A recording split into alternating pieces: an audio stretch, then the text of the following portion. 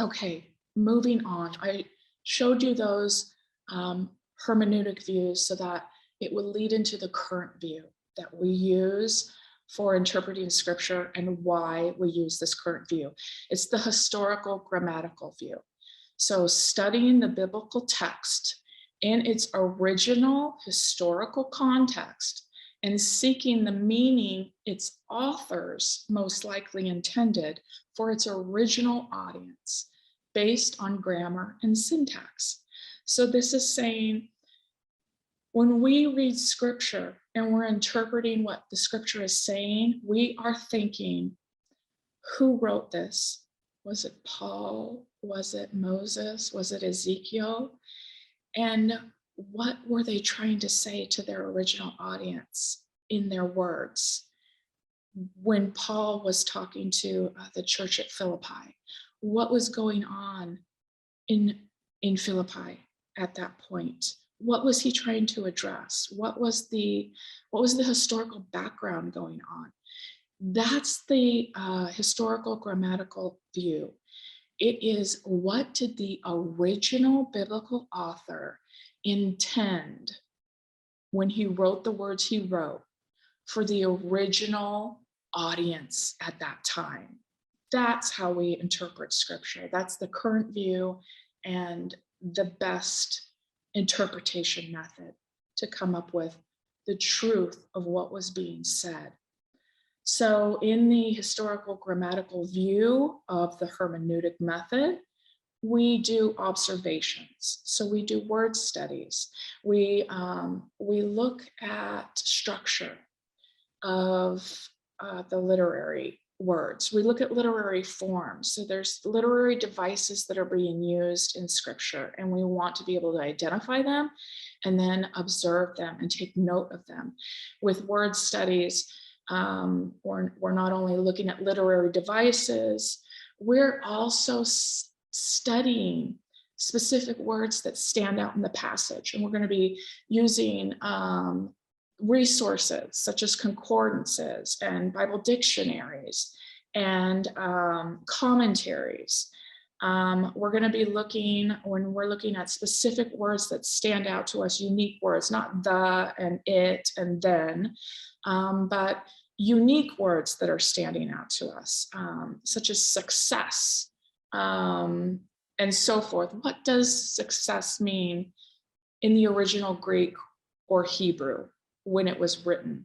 And so we will use resources to look at what the original meaning was of those unique words and passages written in the original Greek or Hebrew, to determine what that word is actually saying, because it's been translated many times into many different translations, and including various different translations of the English Bible that we have today.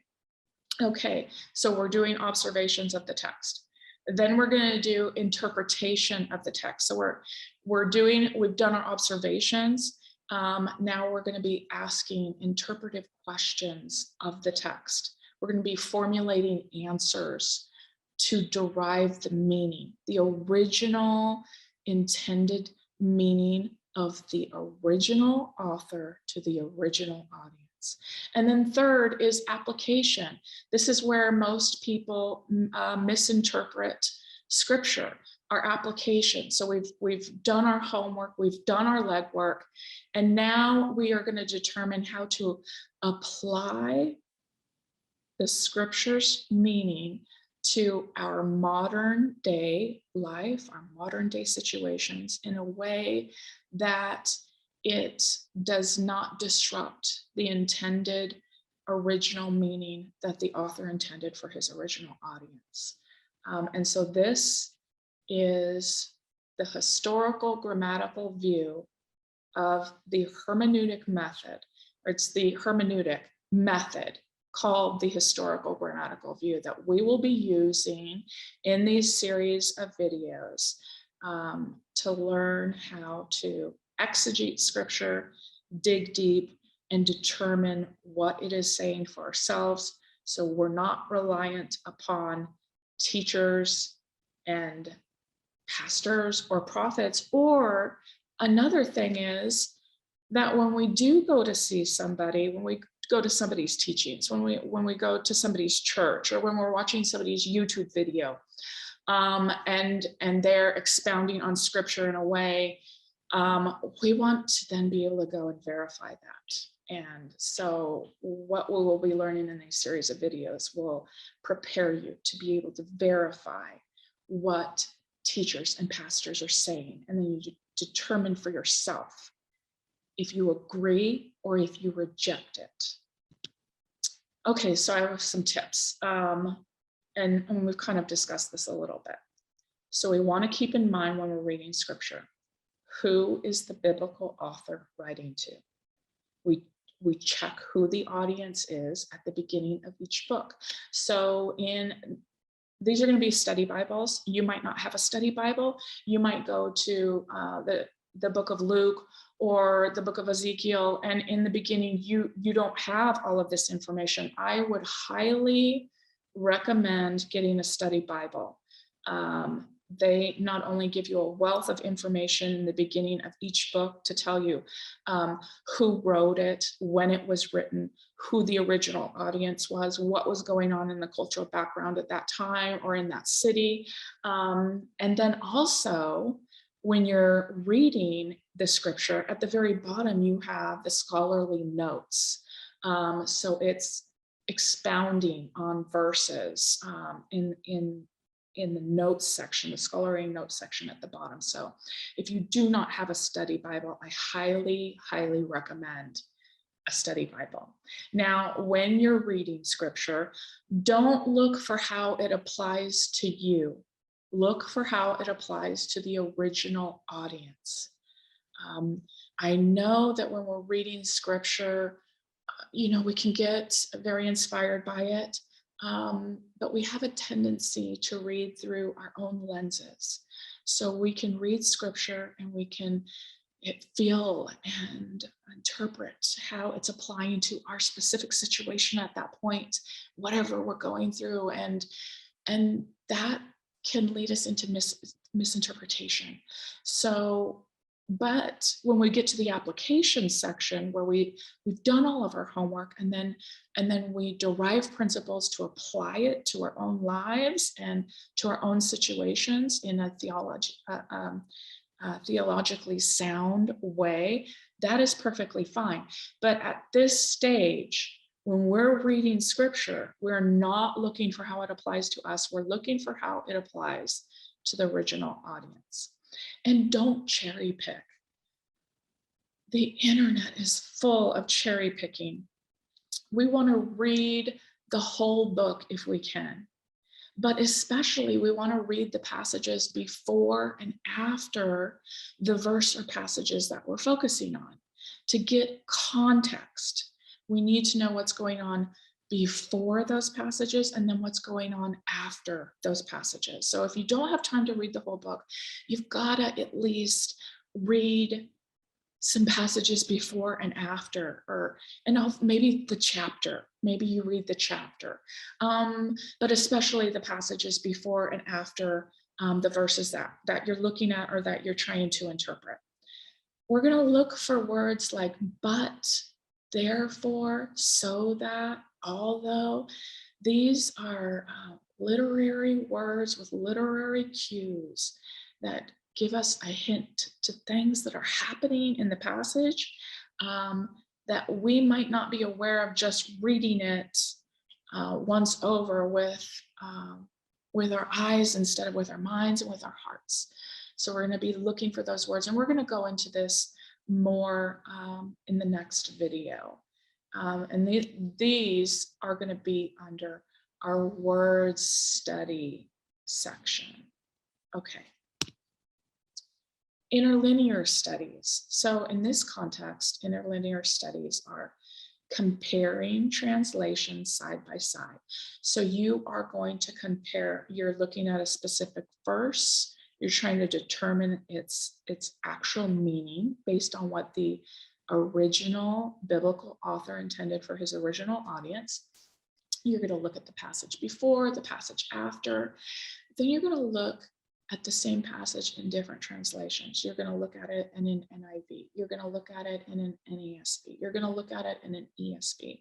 And then you're going to get a feel for what the passage is saying. And you're going to notice unique words that are in each translation that might be a little bit different.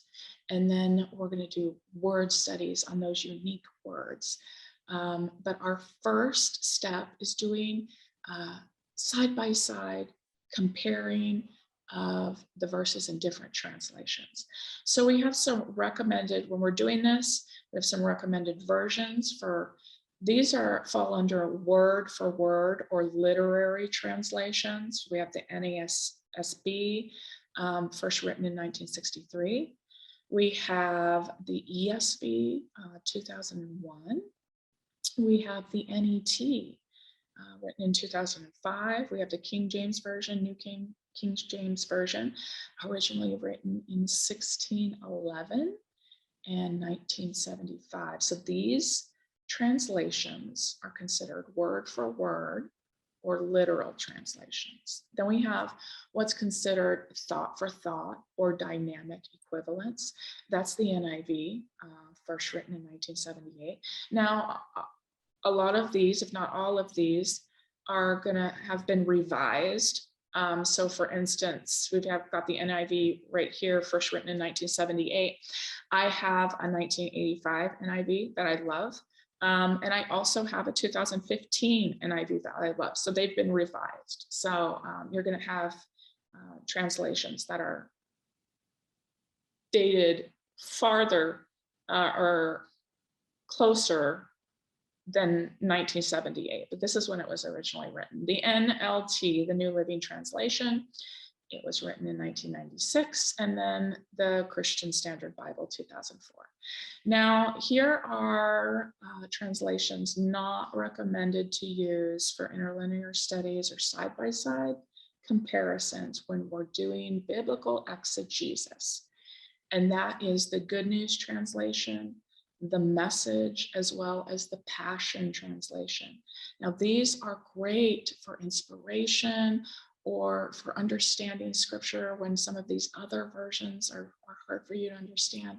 The reason we don't recommend these translations is because they've already done the exegesis for you. And so they're paraphrased, they're already interpreted in a sense, in a modern context that you can better understand. And so it's hard for us to do exegesis on a translation that's somebody's already done the exegesis on it. And so that's why we don't recommend these. The Passion Translation, and again, these are great for inspirational, or if you don't have a desire to dig deeper, they're great. The Passion Translation, for these other two translations, you had committees of scholars, multiple scholars on a committee who were a part of the translation process in taking scripture and paraphrasing it and bring it into a form that the average laity could understand. So we've got committees of scholars who are involved in both of these translations. With the Passion Translation, you just have one person. Just one person did all the translating for himself. And we should know that there's human error. We're constantly growing and evolving and learning, and who we were 10 years ago is not who we are now, or who we're going to be 20 years ago. And so you really need multiple eyes and multiple opinions. And that's why committees were used for these. But regardless, and as I've said, they're great for inspiration. They're great if you have a hard time understanding what the other translations are saying, because it just it's not speaking to you in your modern English and the way you understand words. And so they're great for inspiration. They're not good for doing biblical exegesis.